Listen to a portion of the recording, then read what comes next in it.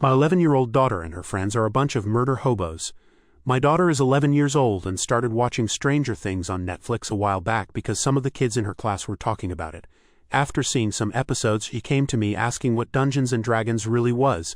I am by no means an expert in the game. I've played maybe 4 sessions about 20 years ago. But I explained the basic concept to her and she thought it sounded really cool. I found my old dice and gave them to her to mess around with. Last week she came to me and asked if I could make a story for her and her friends to play. It sounded like a fun idea, so I obliged, and because it was Halloween, even though we don't really celebrate it in my country, I created a small Halloween campaign for the girls.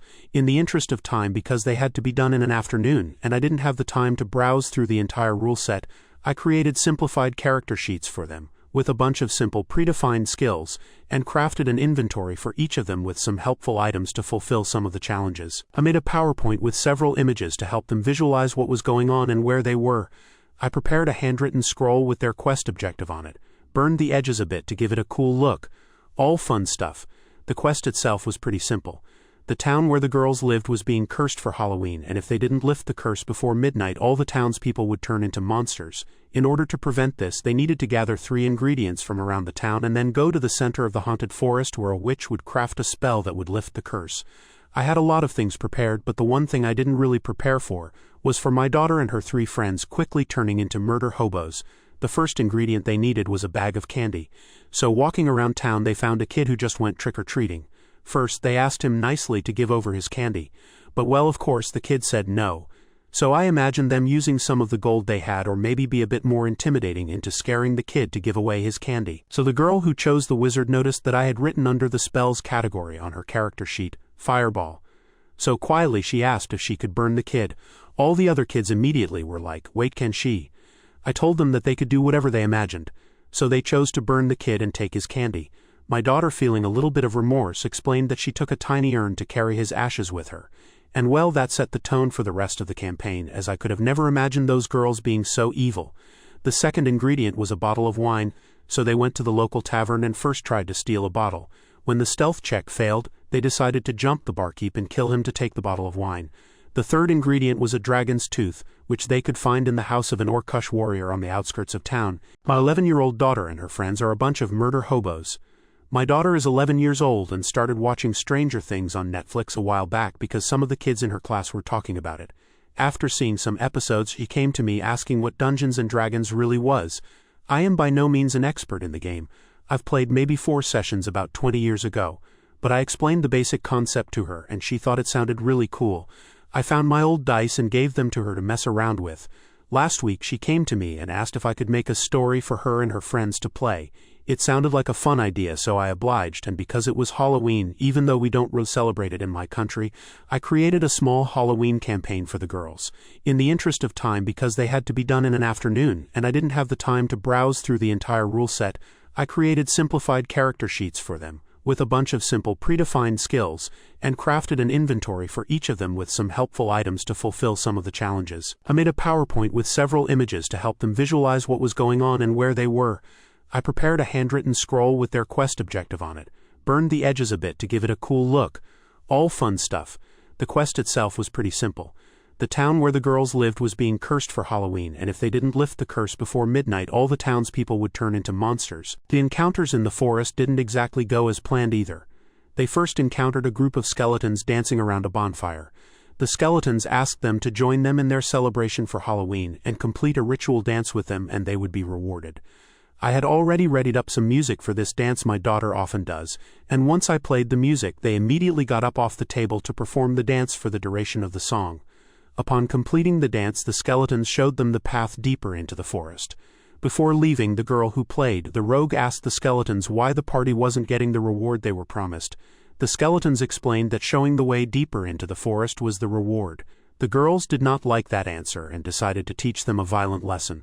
Where I had previously underestimated their desire for murder, I had seriously overestimated their intelligence. Next, they arrive at a pond where a water spirit gives them a riddle. When they solved the riddle, they would receive a magical medallion that would help them open up a magical portal later in their quest. Since it was a water spirit, I looked up an easy riddle online of which the answer would be river. So they put their collective brain power together, with me emphasizing multiple times that as was a water spirit and giving them some helpful tips along the way.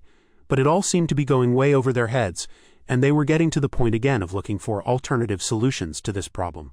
My wife, who had been listening in to their banter, yelled at them from the living room, "It's a river, you idiots." They all giggled and happily accepted the medallion.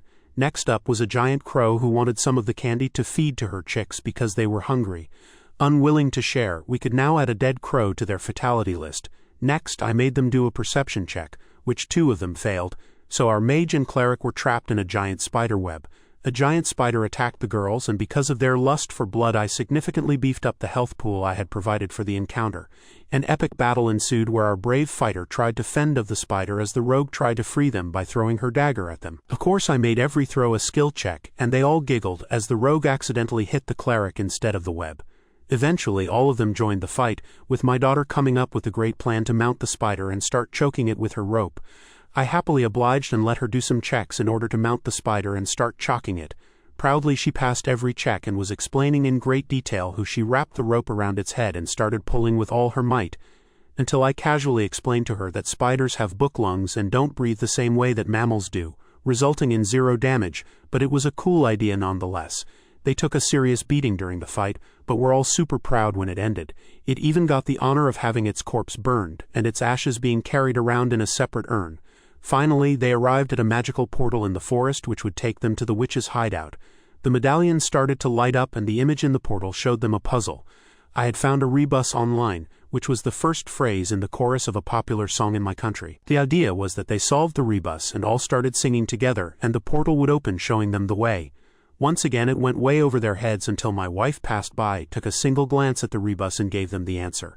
Happily they started singing, but it seems like puzzle solving isn't this party's forte. Right before they meet the witch, they are confronted by a Trent. The original idea behind it was that he was the protector of the witch, and the heroes had to talk about their noble deeds, and once he was convinced of the goodness in their hearts, he would let them pass.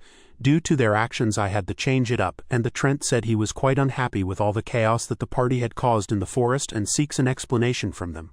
Contemplating on their apology to the Trent, they also came to the conclusion that if it's a tree, he's made out of wood, and they can set wood on fire. Since we were running out of time and I really wanted to wrap things up before her friends started to leave, I just played along, and a single fireball also reduced our poor Trent to ash. The confrontation with the witch I also cut short, and without any hassle or struggle, she crafted the spell that they needed to recite together to remove the curse. Happily our noble party returned to town where they celebrated their victory, being worshipped by the entire town for their bravery. The girls seemed very happy, and yesterday after school my daughter came to me, telling me that everyone had a great time and they were still laughing about it all day. She asked me if I wanted to do something similar with them in the future. But I guess that for a new campaign I'm seriously going to have to consider some serious consequences for their actions, and make an action-packed story with a lot more battles. It's not that much of a horror story, but I wanted to share nonetheless. For now I'll just start by reading the rules again to see what more I can do to give them a fun time. Instead, things didn't really turn out as expected due to one thing I didn't take into account: another dad joining the party. So the day before the game was supposed to start, my wife gets a call from the dad of one of the girls. He heard from his daughter that we were going to play D&D again, and well, he used to play D&D a lot when he was younger, and he was eager to join in on the fun. Of course, I already know the guy from when he comes to drop off his daughter, but our contact has always been rather lukewarm. He's a single dad who clearly has a thing for my wife. They work in the same company, and my wife has already mentioned multiple times that it is quite clear that he has taken a liking to her, albeit that he is not really the type of man to act on it. He is kind of a shy and socially awkward man in a lot of ways. I used to be a huge geek when I was younger, but getting married and having kids, together with advancing along in my career path and just getting a lot of new interests, it really watered down over the years. But even though we are the same age, he is still as much of a geek as 20 years ago. And pretty much every conversation we have ever had is about the Minecraft world that he has been building for years now. And once the game started, unfortunately for the girls, he went into full hardcore role-playing mode and completely hijacked the game from the girls. As I had to run a campaign with 4 girls who were already in full murder hobo mode again, 2 girls that felt a bit awkward, and 1 role-playing neutral good druid dad, it was just too much for me to work around. Just like last time, I had some predefined character sheets and classes prepared for the girls. Added some flavor by explaining all of their abilities on the papers and such, so they could have a good time just like last time. For the girls who had already played the game, I started the game inside of the same inn with the mom from the boy they murdered on Halloween, looking for her lost son. They giggled about the situation that they were in, explaining to the new girls what had happened last time. But in any case, the idea was to have the girls start off in a bar brawl against some drunken dwarves. Tensions ran high. The fireball idea was already again roaming through some heads, until our druid stepped in and diffused the situation by talking to the dwarves, offering to buy them a round of beer, joking with them, passing all of the charisma checks and peacefully settling the situation. The original plan was for the girls to find a note on of the mangled bodies of the dwarves, setting them on their quest. So I just had a mailman come along who gave them the note with the info of what they had to do. In any case, they got a mysterious note from someone promising them a great adventure, as he had uncovered a book with information about an uncovered treasure. Asking to meet the party at his house near the old watermill, our party went on their merry way. Along the road they got attacked by a pack of wolves. Time for their first taste of combat, if it weren't for the fact that our druid can talk to animals and convince the wolves that they meant no harm and that they were no threat to them or the other creatures of the forest. Arriving at the old house, the girls wanted to barge inside, but our druid was afraid that it might be a trap, so he went to look for a bird nearby and ask for more information about who was living in the house, and if it had seen any suspicious activity as of late. I started noticing that the girls were kind of getting bored as their characters were starting to fight among each other. Casually, one girl said she picked up a rock and threw it at another girl's head. When the front door turned out to be locked, they decided to go via the roof, and one girl pushed the other down the chimney. But they made it inside the house and in every room. He requested one of the girls to detect magic, detect traps, look for loot, look for hidden doors. The tempo was tediously slow, and when the girls went back to fighting amongst themselves again, he sat the party down to have a speech about teamwork. In any case, after a very slow and meticulous sweep of the house, where I had to describe every room in the tiniest detail on his request, they found the book they were looking for. The entrance to the cave where the treasure was located was past a hot wasteland, so instead of picking up the tempo, he had the girls bottle water and look for food as the voyage would be long and hard. We had already spent way more time on this part of the campaign than I had anticipated, so I moved further along with the plan that I had in my head, and they got ambushed by the orc which they so brutally mistreated last time. She had taken some friends with her to beat the living crap out of the girls. Time for some serious acting. Oh wait, since our druid wasn't with the party last time, he had to ask for information on what happened, show empathy and what they could do to make things better again. In any case, when a couple more orcs showed up and it became clear that talking wouldn't help, he decided that it was best to lay down their arms and get captured. So now I had to quickly conjure up a story about them being captured. But it was clear that the girls weren't having a good time. It was already hard to try and involve all of the girls actively in the story.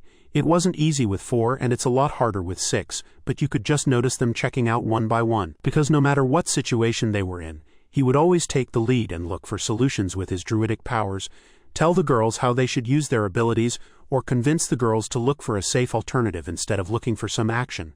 But the entire campaign had completely derailed and you could just see that the only one having fun was the other dad. Even I was bored and I just decided to give them a quick exit from the orc dungeon and put a stop to the campaign, as I could see a lot of disappointed faces sitting around me. In any case, everybody quickly went home. There wasn't a single ounce of the same energy and laughter which had filled the room last time. My daughter didn't mention the campaign for the entire evening or asked anything about playing again.